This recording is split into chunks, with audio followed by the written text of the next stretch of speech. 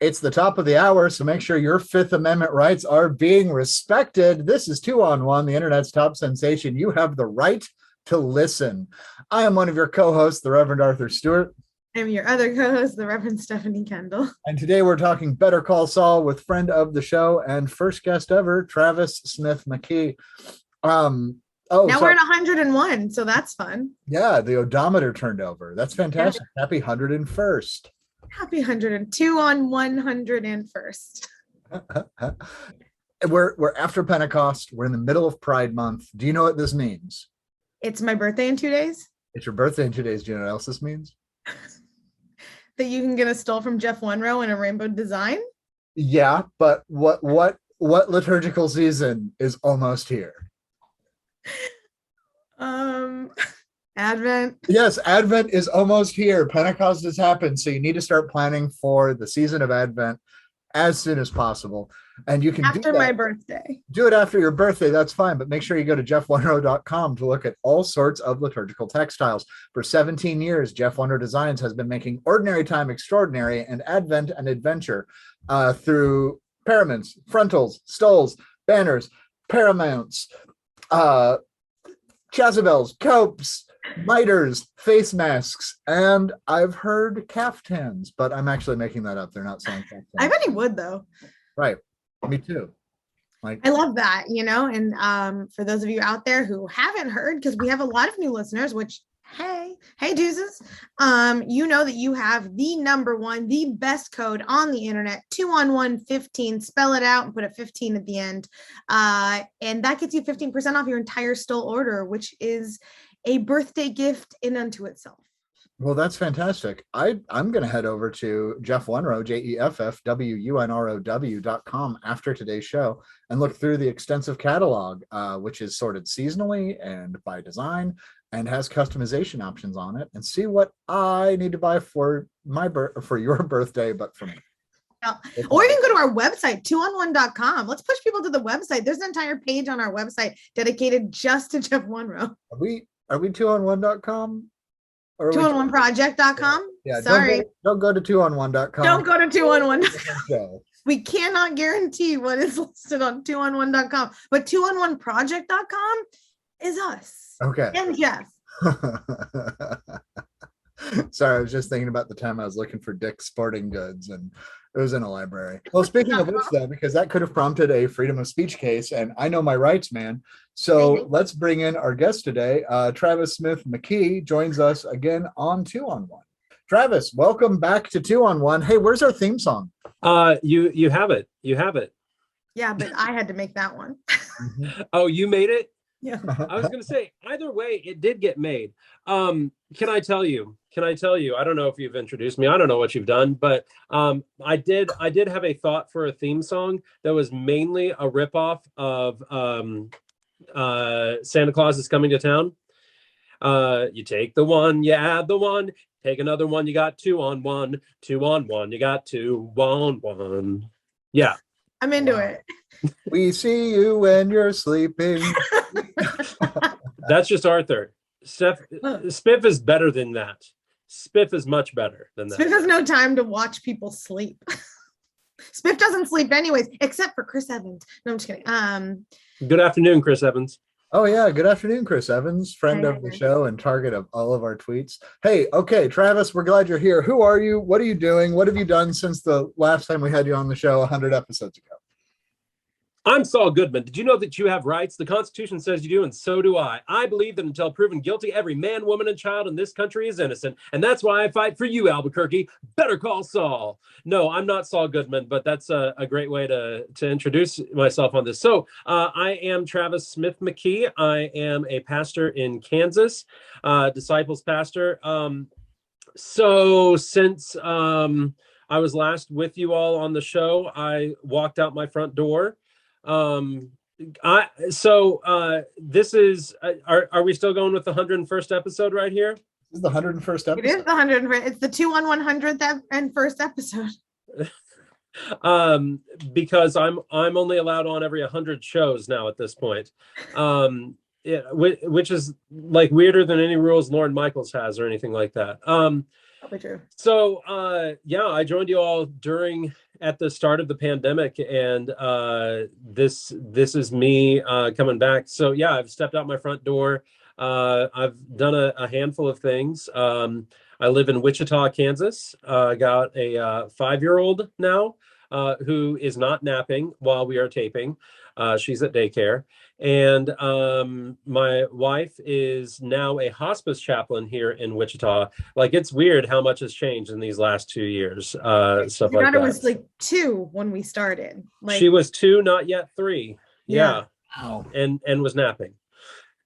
And was napping, and we were all napping, and a little bit less. Right, Yeah. because we were doing the show for a few weeks until everybody wore their masks and developed a vaccine, and like we got over this thing.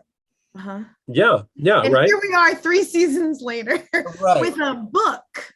Travis is one of our contributors to Are You Still Watching?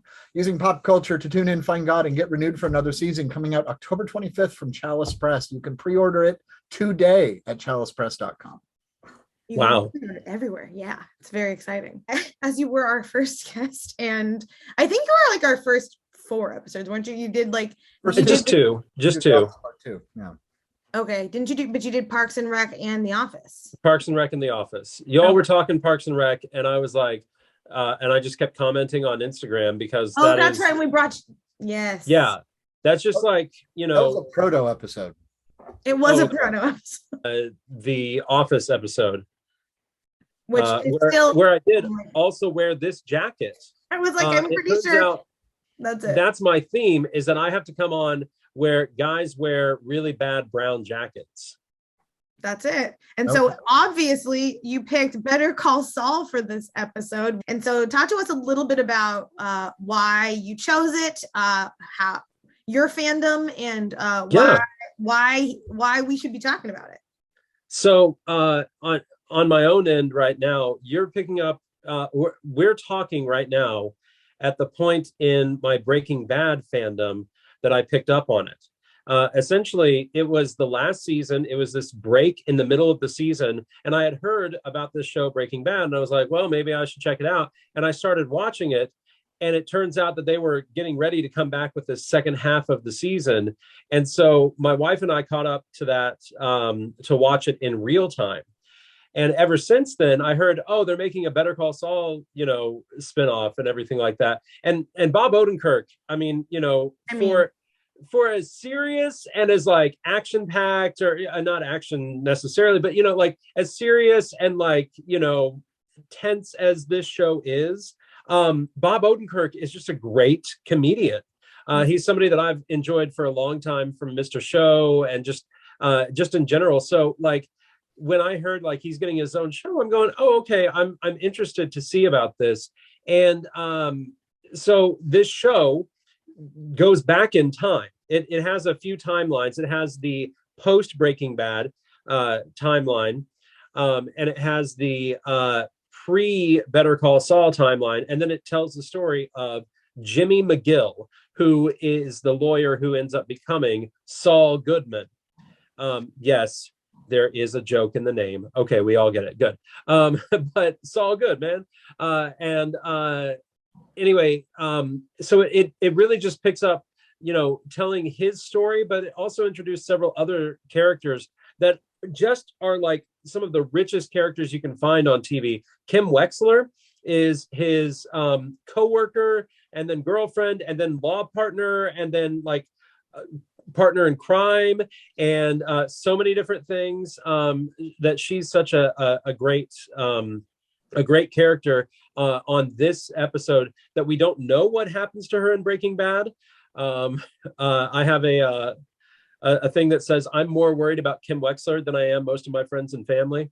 Well, right. So I'm actually going to interrupt here just for a little housekeeping type stuff, just for the record. So friends, as you did hear Stephanie say, like, she has not seen Breaking Bad, so we're not going to inundate her with spoilers because we do want to respect the fact that like she's holding on to this. But because of this, right, Travis, you pointed to this, we don't know what happens to Kim Wexler, and there's only a few episodes left, and she might get 6. There's 6 episodes left. She could die. She could move to Spain. She could, like, whatever. We don't know. Yeah. Great. So here's my question, because I want to talk about this. The discussion about scripture is that we have the first 4.5 acts of a 5-act play, and we know the ending. If you want to say that Revelation is the ending, which it's not, but whatever, we know the kingdom of God or reign of God or whatever. Right now, we're kind of in the denouement of the parousia and of Better Call Saul. Denouement of the parousia. Yep. Ladies and gentlemen, I went to grad school. Yay. Yay. We're in the back half of Act 5. How do we build up excitement and suspense and mystery for the church, Big C church, like they have with Better Call Saul? What can we learn from that? Just because what, like, and there's a few characters that besides Kim, that now in the middle of season 6 we know do not go on to Breaking Bad. They're not in Breaking Bad, so I'm not giving you any spoilers or something like that. But there's a couple of others that you're kind of like, I watched them for 5 seasons in Breaking Bad. I know that they're going to live. I'm not worried about them. And at the same rate, like you feel like you kind of know where things are going to wind up, but you just really get to like delve into what is it this person has to say.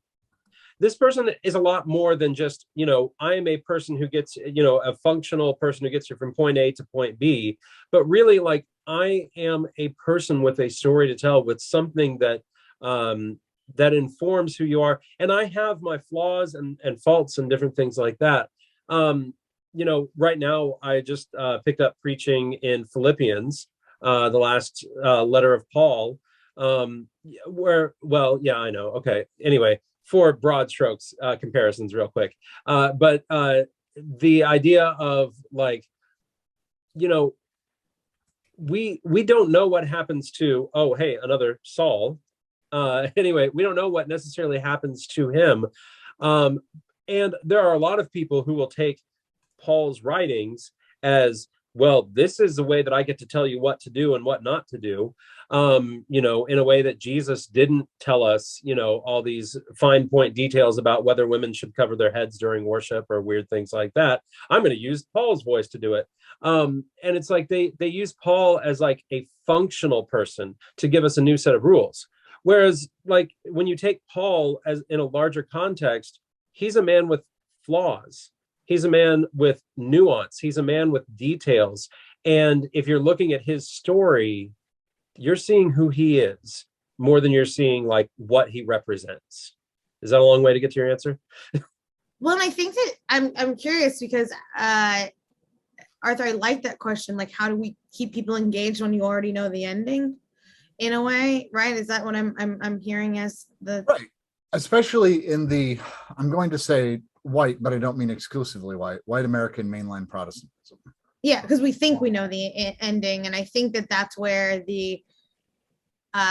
think it's why I like TV so much, and why I go back to the same shows often over and over again, is because I'll watch it focusing on different characters and spaces and things like that. And I think that we gain traction and we gain momentum and excitement when we as faith or our community, I hope does, when we as faith leaders can help them focus on a new part of the story so that the ending doesn't feel rote. The ending doesn't feel like you already know what happens. Like the whole reason, okay, so whatever happens in Breaking Bad, right? Like, and essentially this is a prequel. So it's like, oh, I already know the end of this world, right?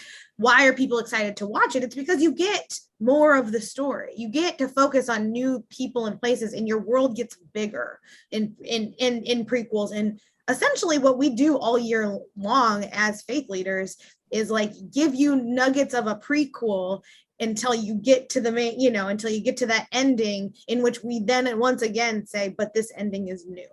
You mean so like in the season of Advent? Which is almost here. I mean, like in Easter, we still. So let me add into that. I just did some baptisms recently, and I really am clarifying for my congregation that baptism is not hell insurance. right? Because so often we think of like, as long as I'm baptized, then I'm not going to hell. And that is, hell is, in that viewing of it, hell is the end of the story. Am I going to heaven? Am I going to hell?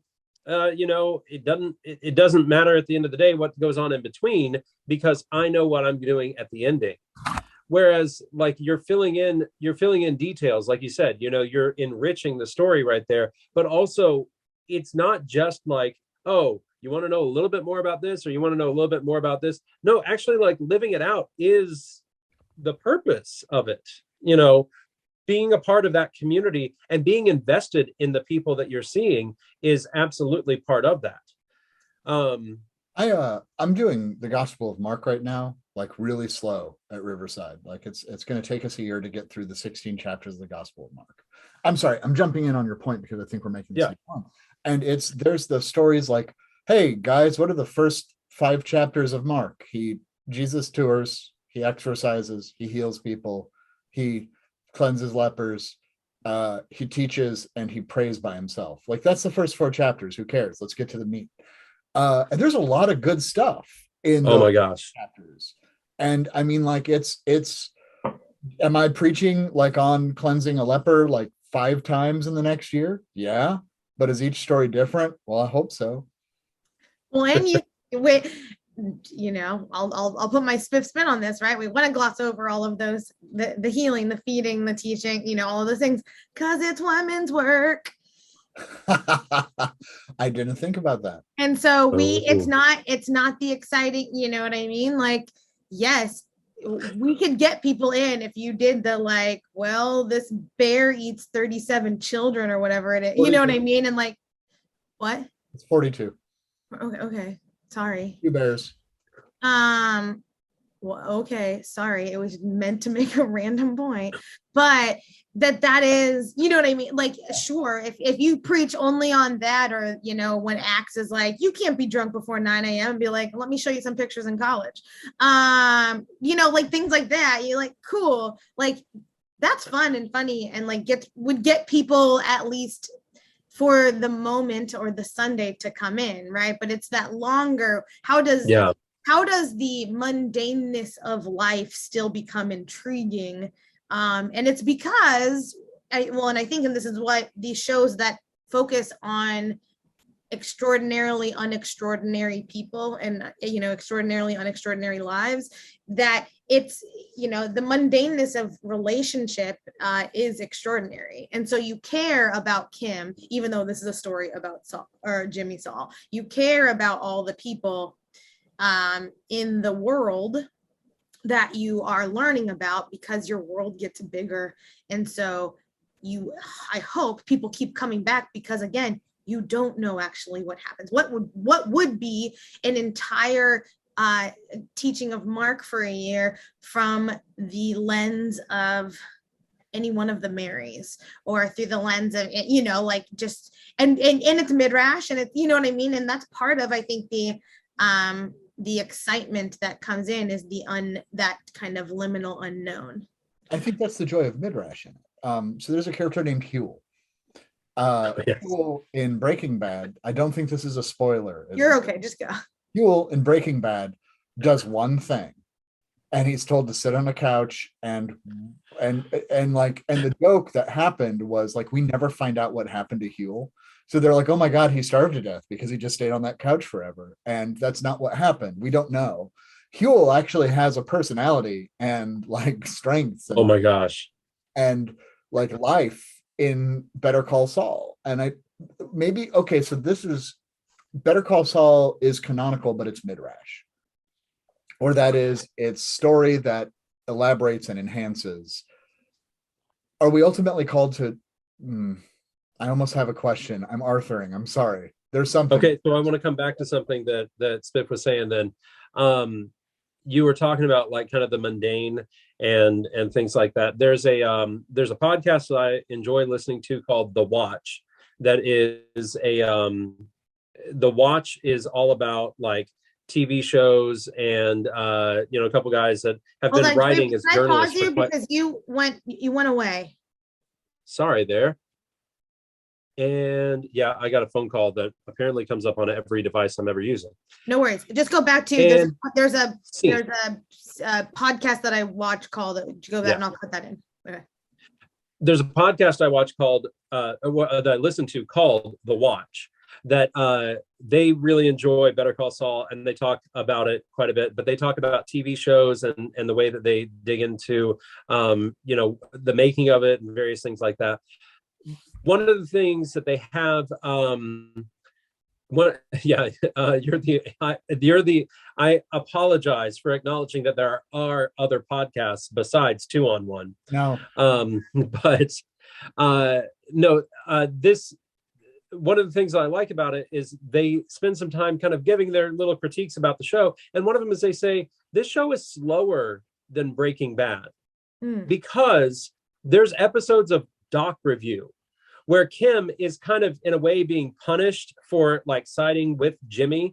And so she gets put into Doc Review, and you see her just getting box after box and going through it and things like that. But what's great about it is that exact same mentality is what gets her out of the struggles that she's in. There's this story arc where she is in Doc Review for siding with Jimmy on some things, and her boss and at times Jimmy's boss kind of puts her there, and so she's trying to find a way to earn her way out of Doc Review, because the way to get out of Doc Review, she starts calling every contact, every person that she knows, and says, hey, are you needing some lawyer? Do you need a lawyer for this, that, or the other, that sort of thing? And you just see her writing these names, putting them on Post-it notes and putting them on the window and marking them off one at a time and going through all these ridiculous conversations until finally she gets to her friend Paige, who now happens to be working for a bank, who's starting this process of an aggressive expansion. And this is going to be like multi-million-dollar contracts for the law firm. And she's able to take that to her boss. Now, here's what I love about it, though. That's Doc Review. It can be boring. It can be a lot of like, what are we doing with this? But it's also really good to watch. This is the grit. This is a determination. This is the character of Kim Wexler and why she's doing what she's doing. Ooh. I like that, and I'm curious. So I had brought up earlier in our pre-conversations, our pre-interview, chat. If you become our sponsor on Patreon, you can hear these pre-interviews. It's starting at the $25 a month tier. I'm kidding, but that'd be awesome. You start a Patreon because. Find out more about our Patreon at 2on1.com.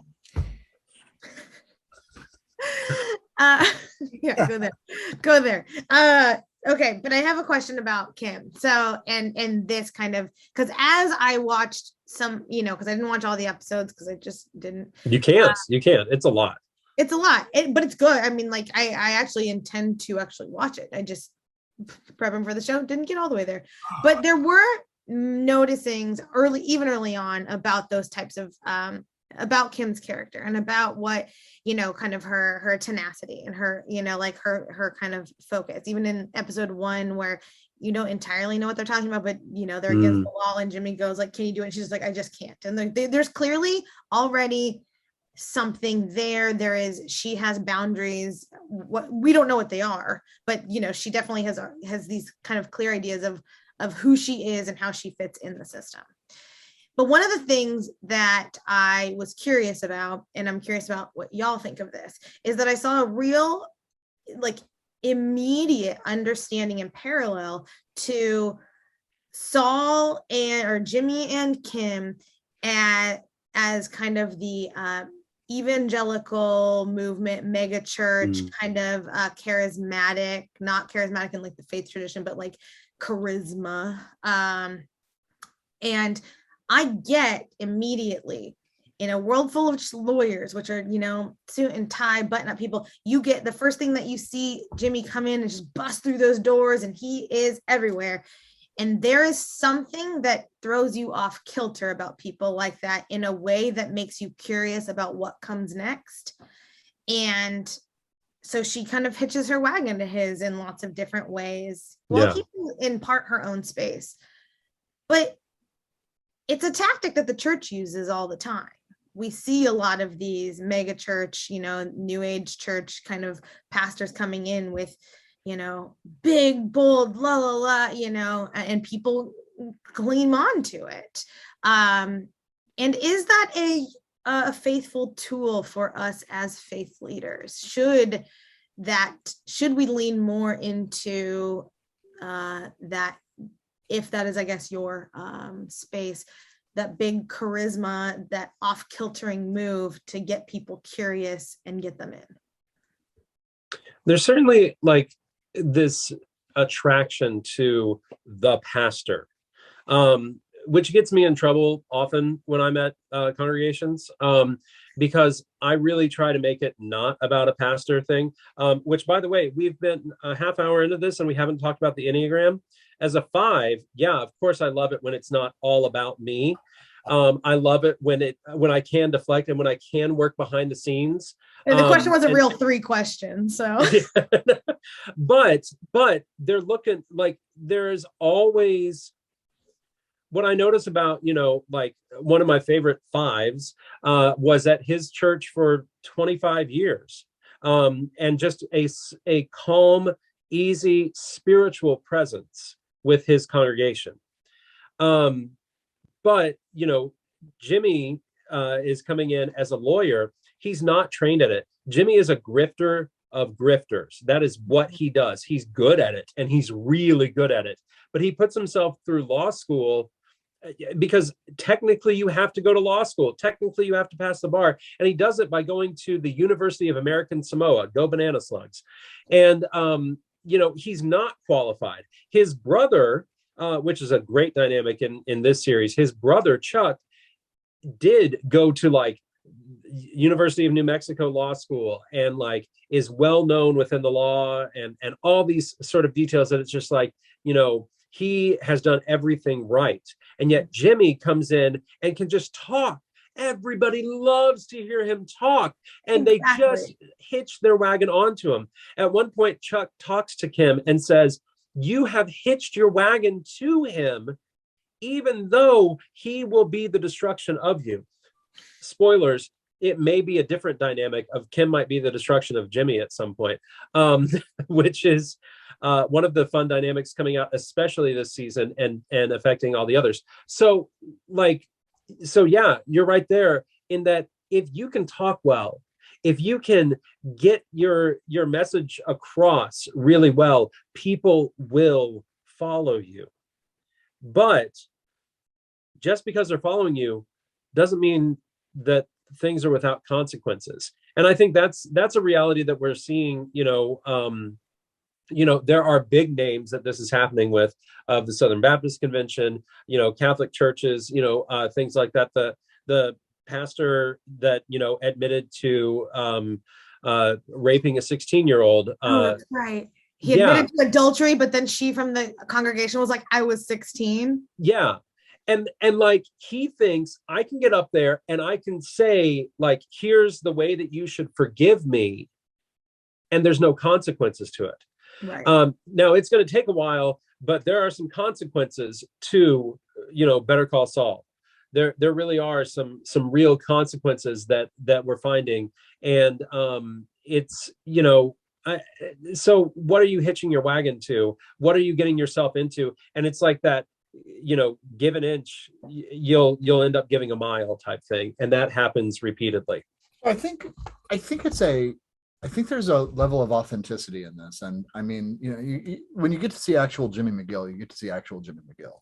And speaking as the 7 on the Enneagram on this call, as Travis's dark side, by the way, total side note, there was one day that Olivia C., friend of the show, who did Brooklyn Nine-Nine with us just a few weeks ago, Olivia and I were talking to Travis, and Travis, as a 5 in strength, goes to Olivia, and in insecurity goes to me. And it was like the devil and the angel on his shoulder, and it was kind of hilarious. Anyhow, sorry. So within this, like, I absolutely want to bring everyone along with whatever idea I have. And then I get so frustrated when they don't do the work on the idea. It is 100% like I'm just like I always want to bolt, right? And Travis gets calls from me and talks me off the ledge far too frequently where I'm like, that's it, you're gonna be one of my recommenders. I'm moving to Spain. Haven't yet, not going to. Thank you, Riverside. It is so I think it's the cult of personality. There has to be personality. And I love what you said about the five. Like I like fives when they're authentically themselves. And I know that personality is what we're not what we are. But when people actually lean into how and who they are, and they have to know. What is Saul's nickname or Jimmy's nickname when he works in the mailroom? Jimmy Go Get 'em, or well, so Jimmy has a lot of nicknames. Howard Hamlin, the one of the partners in Hamlin McGill, Chuck McGill as the other one there. Howard Hamlin calls him Charlie Hustle. Charlie Hustle. Yeah. Like when we see Jimmy as who he is, it's the best part. And even when we see Jimmy in conflict, or Jimmy in not being his best self, the when you get to the point where you're like, here's how you're going to forgive me to a congregation of people that you've been called to serve, you have lost yourself. I always point back to right sizing, which is a great concept from recovery communities. And I've actually developed that as my understanding of sin. A person can become far too big, take on the attributes of the divine, can decide that their will or their way is way bigger than what it is in community. And a person become way too small and become a doormat and completely lose oneself. And being in the right space is being in right proportion and balance, which requires intention and also place and provision and personality. I've lost my thread and I beg your pardon, but I think there's something. No, I think you're right in there, but and because in part, right, is that Jimmy and Saul, it's big personalities, right? It attract something. They're attractive. They catch you. But Kim, we know right off the bat, has this like, kind of grit and strength and focus and can do the work and goes to law school, and like does the stuff and gets overlooked, gets under valued, maybe gets, like Travis said, may actually be the downfall, right? But no one's paying attention to her because women aren't lifted up in the same. She could be just as charismatic as Saul Jimmy, but she's never going to get that same respect and go to, right? As a female preacher, Travis, you say, there's the attraction to the pastor. It's very different as a female pastor, what that attraction looks like and manifests as, because the amount of times that like I've gone someplace or even served some places where like the old dudes, when we used to robe, would be like, oh, so you're going to unrobe, as if that's an appropriate thing to say to your pastor. Things like that. Wow. And so like what I get how Kim trying to make a way for herself, and even nobly maybe at first, I'm not entirely sure of her intentions throughout the entire thing because I haven't seen it, but like there is, hey, people are paying attention to this guy and I have dreams too. And so I think that that's what is often the downfall of the church, is that we overlook people's dreams and gifts that are under the shadow of those that come out big swinging, big energy, pay attention to me, look at my problems, look at all these things. And the rest of the people are just trying to put their head down and, like do the faithful work. And so I'm curious if you all see that as, or how can we right size those that come in with bigger energy? Because maybe that's authentic to them and that's wonderful, but it doesn't require all of our attention that we generally often give it. There are so many different details that go along with this. For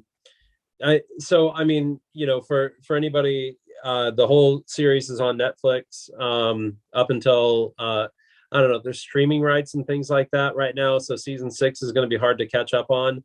It's AMC, I don't know right? I think you have to buy it through the AMC app. The AMC app already has the first 3 episodes off the app now.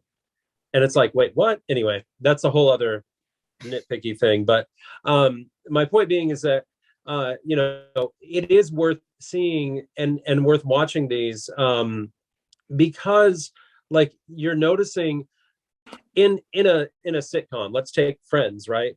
The idea that, you have Ross and Rachel and will they and won't they and stuff like that. And they never really grow. They never really change. Ross maybe gets a monkey at some point, sure. Ross goes crazy because yeah, they're anti-intellectual racist weirdos. I hate well, that's a whole other thing. But you get what I'm saying, that the whole idea is like they, as an individual, this is their character and they don't change. They don't grow. They don't do anything else beyond that.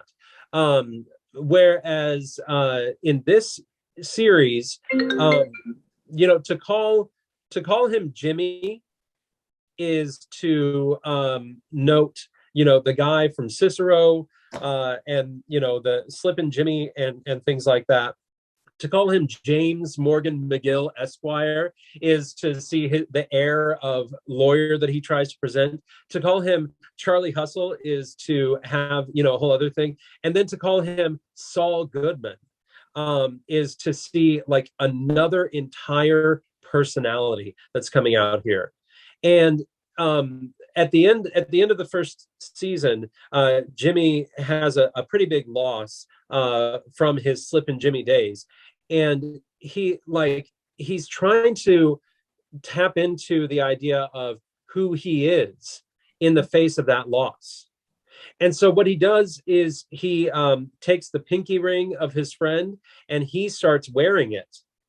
Who wears a pinky ring, right? No one. But like, oh, you do? Well, okay.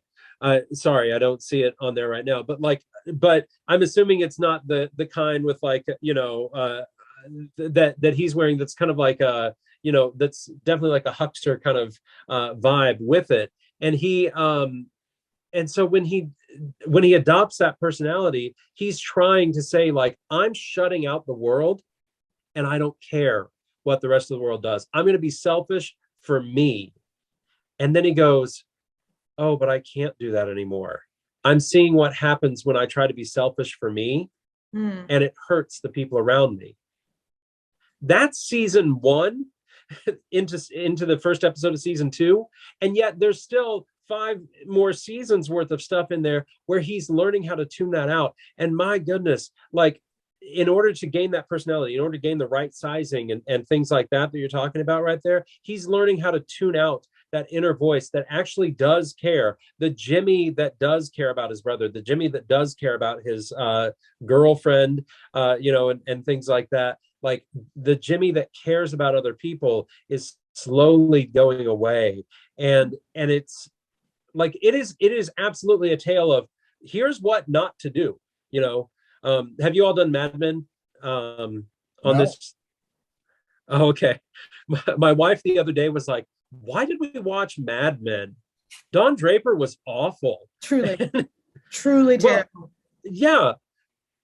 And like, there's still something that draws you into it. And if you're watching it and not going, don't be this way.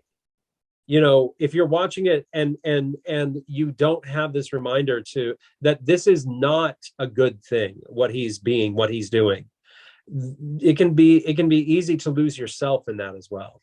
Well, and I wonder, as you were just talking, and this is just coming to me, because I watched Mad Men. I watched it to a point. I at one point I like just couldn't. It wasn't interesting anymore because I was sick of trying to wrap my head around redemption for just terrible humans often. Yeah. And there's a lot of that in TV that is written by men for, I don't know if it's for men, but like by white men for white men, as like hey, some of us are really shitty, but there's redemption for us all. That's and what happens if you give up a modicum of privilege on your own terms. Do they? I don't know. Don Draper truly never does. And so it's one of those things where I watch this, and don't get me wrong, I'm engaged and I watch it too, but there's a lot of hey, not all the bad guys out there, even the bad guys that are labeled bad guys aren't always bad guys, which I want to say is true as someone who operates in grace. And Right. also, like, it's shoved in our faces so often. Like, here you go. You have to, like, at what point do we as the church say, and this is a question Arthur brings up all the time, right? Like, do we have to be the church for every, at what point do we say, God loves you, this is just not your space, right? There was a conversation on Twitter, and I'm loving theology Twitter the last few months. There was one about, does the table have limits? And where does the table have limits? And Melissa Flora Bexler. Oh Melissa my Flora goodness. Yeah. did this great thread, and also friend of the show, Sarah Maurice Brubaker, did this. Yes. Oh my gosh. And she said there have to be limits. It can't be held against people, blah, blah, blah. And she ends it with, basically, communion can't just be po buddy's nerfect, have a snack. And I think that's, honestly, I think Don Draper, and I think the white guy redemption thing is, once again, you're going to forgive me on my terms. Mm-hmm. You know, Yeah. I would struggle with how in the Scottish play written by Shakespeare, the best marriage in all of Shakespeare is between Macbeth and Lady Macbeth. They have like the strongest partnership. They are co-equal. They are murderous scoundrels, and one loses her mind and the other one gets beheaded. And they actually get their comeuppance in that. I think at some point the storytelling was like, but what if you liked the villains? Instead of it being villains ultimately in our stories and in our mythos have to get theirs. Or do they? But yeah, they do. But do they? I don't know. Well, I think we're postured to see often people in our scriptures as the villains or whatever, right? And so it helps, I think, these types of narrative storytelling of, are they redeemable? Are they really that bad? You know, how deep is the sin in which you won't forgive? Like, it helps you see people in your scriptures a little bit more easier. It helps you understand why Jesus is telling you still got to love, you still got to do the thing, you know? And so I get it, but also it becomes rote if there is no, or it becomes kind of just perfunctory if there's nothing behind the call for the redemption, if they don't change. And I think that's what gets back to Travis's point, is like Saul, Jimmy, like all, you know, all of the many manifestations of this character, he grows, and we're engaged because we see season 1 a call to reckoning of his own accord, right? And then season 2, you're like, I hope he gets better or whatever, and the people that he engages with different and get better, and like, and that's the hope of all of this. It's the hope of the Gospels. It's the hope of church, is that like with each new day and each new interaction, you grow. And I think that goes back to Arthur's kind of denouement question earlier on, is like, how do we keep people engaged? It's that there's the promise of hope. Yeah, there absolutely is. So the other fun thing about this show, you know, and the ending of, I don't think you can talk about Better Call Saul without this little bit of the ending of Breaking Bad. Earmuff Smith. No, I'm just kidding. Go ahead. Yeah, well, I mean, and Walter You're White okay. is not like a redeemable character in a lot of ways. Just spoiler alert, you know, as if you couldn't tell from the genre or something. But okay, so Saul is taken away by a fixer, right? Mhm. And a guy who's going to give him a new life and get him away from all the things that he has entwined himself in. And so he goes to, he's like making the joke, like, I'm going to end up being I'm going to end up working at a Cinnabon in Omaha. And so the very first scene of the very first episode of Better Call Saul is making Cinnabons in Omaha, you know, and like, this is his story and this is his life that's going in there. But more importantly, you know, why I'm bringing that up in there is like, he's lost it. He's lost everything. He's called Gene Takovic. Again, another name in this is that he's called Gene Takovic during these the future episode or future flash forwards, I guess, that are always in black and white. Fun detail right there. But like, you'll see him in these watching the tapes of Better Call Saul, which was like a big deal. His face was all over billboards and bus stops and things like that. And he was on commercials and just like really doing all this big all out stuff. And so you see Gene in Omaha hiding in his apartment, putting on those tapes and just like missing who he was. You see that he's lost so much. And so one of those questions that we have in these next 6 episodes is, what happens to Gene? Do we get a resolution further on of who he is, what goes on with him? And I think what you spend 6 seasons going through is, where is the Jimmy buried under here? Does Gene ever uncover the Jimmy that cared about his brother, that cared about Kim, that cared about, all these other sorts of folks? Or has Saul just taken over everything? And even in his own grief, like you watch Gene sitting there, having a drink, watching old tapes and like being fearful and all these other sort of things. Like his grief is going through there of like, oh, maybe that wasn't all that I thought it was. Maybe I did some real harm and I need to get that back. That's a real question that we have right now of like, what is Gene's role within all of this?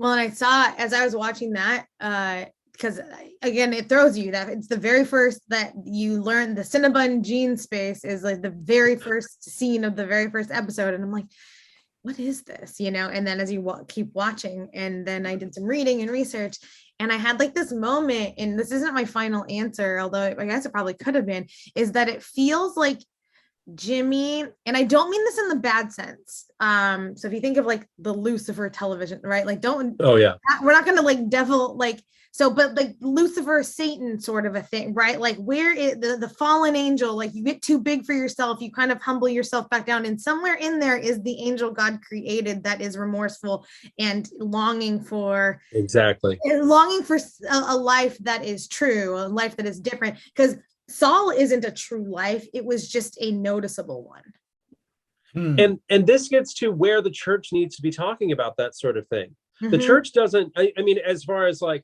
white evangelical mainline church evangelical or mainline church that I've got experience with, we don't talk about Lucifer in the same way. Or if we talk about the devil, the devil is the one that makes you do the bad things. Whereas like understanding, no, Lucifer comes from, God's angels. Lucifer is beloved by God, in some ways, in some point. Like, do we have the capacity to hold those tensions and that nuance? Or are we just looking for this good, this bad? There we are. I think we've fallen into looking for this good, this bad. I think when we go black and white, that is when ultimately things like I think church ultimately is practicing nuance together. And I think we fail at it a lot of the time because the more we get into like the body politic type stuff of the body of Christ type things and everything else, like what does it mean to say, coming back to the table, Christ now inhabits you, and it inhabits the person that you hate, that you were supposed to reconcile with before you both came to this table, because you two are the representation of Christ in this world. Not only the representation, but the embodiment. So how you participate with each other and as individuals speaks to the divine and the divine's will. And the seriousness, like what happens when you're both coming to the table to recognize, yes, you have done some things that have harmed me. And it's not just, and I'm going to ignore them so that I can come get a snack during the middle of worship too. It is, we are committing together to look at what harms we have done to each other and ways that we grow in truly expressing grace. And that's the kind of stuff like Melissa Fuller Bexler and Sarah Maurice Brubaker have all been about right here. Is it's like, what happens to the person who is continuously doing that? And you see this at church where people are just like, oh, that's just so-and-so. That's what they always do. And it's like, at what point do you do that? And I have found from, my own personal experience that when I decenter and remove that person from their power, that's only half of the issue. The question is how to get them back involved, because then you still have the residual of people who are going, I'm still on that person's side. I still want to see, them. I still have love and care for them. And so like finding ways to reincorporate is still a further commitment beyond you did bad things, you go away. Now, obviously there's some instances of like abuse, some things like that it's like, you need to stay away for the health of this community. But even in those conversations you were talking about, at what point do they have redemption that goes beyond the you're going to forgive me on my own terms? Well, and I think that's right. Like I think that's my problem with some of these shows, is that like it's the on your own terms, because if you have done the harm, you don't get to say when the healing is done, or when so like if our whatever, those that have been harmed, our Black and brown siblings, do not have to sit at the same table as white supremacists until they do the inviting, right? Until they say, the work that we, I have seen or I have witnessed and been involved in, whatever it looks like in every individual's kind of circumstance, right? Is only when then there's a place for you. We're not going to cover up your, like there is a place setting for you. We're not filling someone else there. You will always, have that place if you do the work to get there. Grace offers it to you fully and first, right? You get to be there, but you also may be asked to leave for the health of that space. We're not going to put someone else in your space. There's always going to be room for you at the table, but your welcome at the table doesn't always need to be extended by every person sitting. And so, and the richness of this show, the Watch podcast talks about this, in that there's essentially two shows. We're called Two on One. Yeah, we're the only podcast. We're called Two on One. We don't have a theme song, but take the one, add another one, you got two on one. All right. Just clip that and there you go. But when they talk about it, they say that there's essentially two shows, because we have not spent much time talking about, and some of this is not to spoil the Breaking Badness of it. Breaking Bad goes with the drug trade and the Albuquerque underworld that is that. And there's a family called the Salamanca family that has, and the different things that they have going back and forth in this. And what's most fascinating to me about the tension of the Salamanca family is like, they're trying to figure out, how do we still get along in the drug trade, knowing that we're related, knowing that we have to get along because there is an authority above us that is saying we have to be part of the same team. And in all those sort of ways, like there's just this fact that, Nacho and Don Hector Salamanca can't get kicked out of the family. They can't be gone entirely. Well, aside from death. But they can't be removed. So what does it look like to continue to be family in spite of that? And, again, that goes oh, go ahead. Sorry. Oh, no, go ahead. No, it's called Breaking Bad, right? It's like, what are those cycles that we are, like the breakingness of it, because doesn't the entire thing start, right? Because this is Better Call Saul is a prequel. Like, isn't it in part like he makes or he gets into the drug trade because he needs, like, there's a health scare, like it has something to do with like not having access. Yeah, he has cancer. It's not, you don't have full access to healthcare. You know what I mean? It's all connected. We aren't making these yes, some people do, and yes, there's mental health issues, which I think also Better Call Saul touches on too in some ways. But it's like, we're all connected, because even as far removed as meth dealers in Albuquerque feel from, me as a pastor in New York City, the struggle for healthcare is real. And I get that. And the fear around life and death and what it means to be whole and healed and in community is something that we all struggle with. Oh, yeah. And I think that's the important part of community. I kind of realized as we were talking, like outside of my spouse, I think you two are the people that I fight best with. like, no, and I mean that because like Gold star. well, no, I mean like Spiff, like you and I every single week are in conversation. We co-edited this book together. We consistently show up for each other and we check in on the whole like, are your needs being met? What do you, like, did I overstep on you? Did you overstepped on me in this way? And it's kind of a gracious thing. And Travis, I mean, you and I have had a roller coaster as well in a good way. Like it's the intentional choice to show up for one another, letting the relationship evolve with the foundational faith, which is more about relational belief, that it will be okay if not great. Well, there's a truth there, and I think that's what all of this comes down to, right? In part, what does it mean for?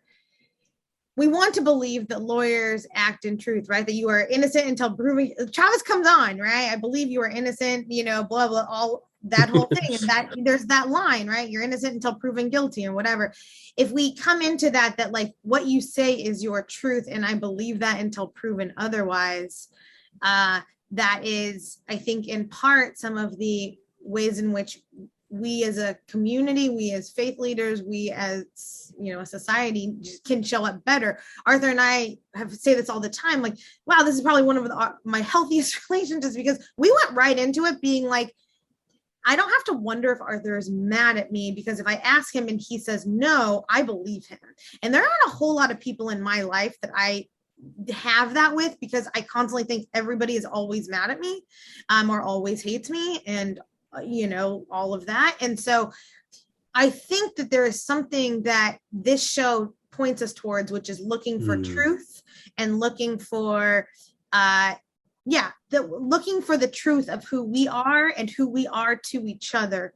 That keeps us coming back. And I would say that is the same for the gospel.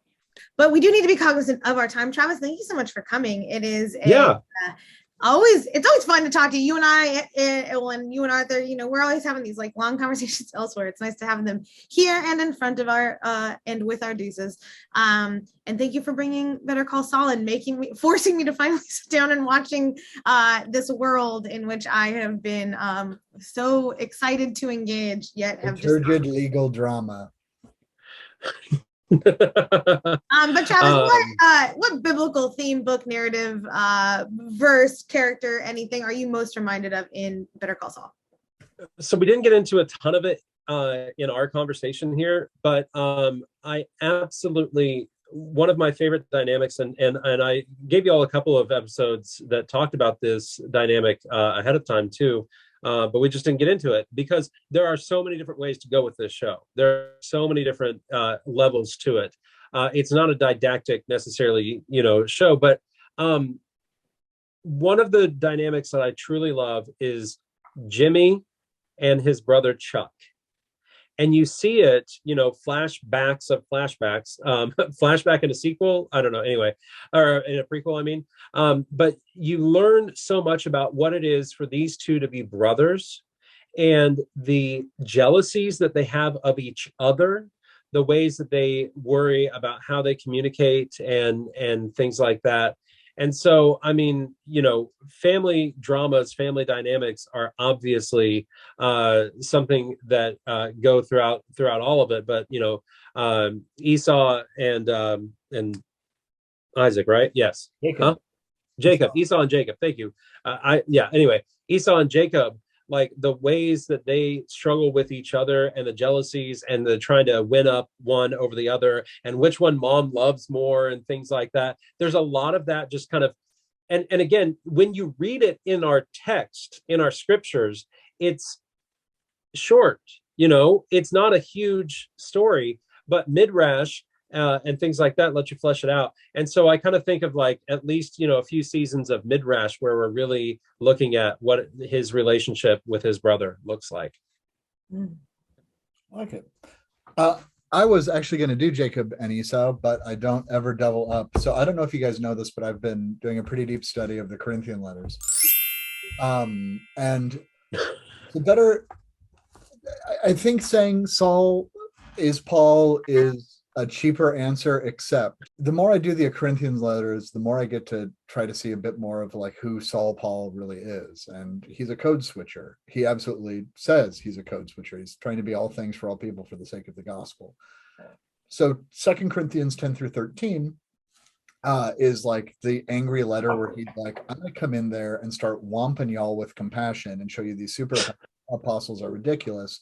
But there's this deep need to belong with Paul. And, you know, it's the whole like, it's, I don't want to go too far into it because I'm getting the glare from Spiff of you can talk about Paul for 60 seconds. No, you're good. No, I'm just teasing. I think there is a humanness and an inhumanness to Saul. And I think that's evident with Paul. And because I've seen a bit more of the show, I'm also going to say that Kim has major Thecla vibes. And for the second week in a row, I'm going to talk about Paul and Thecla as my final answer. I love Thecla, naturally. I'm going to go with Moses, Aaron, and Miriam as Chuck, Saul, and Kim, because Moses generally is accepted within like rabbinic Judaism, like as a kind of legendary fictional character. There is an understanding that there was a life there in which there was, you know, like that he led, but who the truth of that is a little bit still up for within Judaism for debate. Not my space to debate, but I'm just in the historical understanding, but also they don't necessarily make it to the promised land where there's uncertainty to who is leading and what. Does Miriam get to go? Does Miriam move on? There's this liminal space, especially as they kind of approach what is the end as to who makes it, who doesn't, and why. Yeah, I love it. Friends, this has been 2 on 1, episode 101 with the Reverend Travis Smith McKee. Travis, thank you very much for joining us, and we look forward to seeing you in like 2025 or whatever. Friends, please be sure to check out our sponsor, Jeff Wonrow, at jeffwonrow.com for all of your liturgical textile needs. They are celebrating 17 years of making ordinary time extraordinary. And Travis, if you buy some stoles, you can use our promo code 2on115 and you can get 15% off your entire stole order. On behalf of the show, I'm the Reverend Arthur Stewart. I'm the Reverend Stephanie Kendall. I'm the Reverend Travis Smith McKee. Better call Travis, and we'll see you next week. Later, deuces. Get more 2 on 1 at 2on1project.com.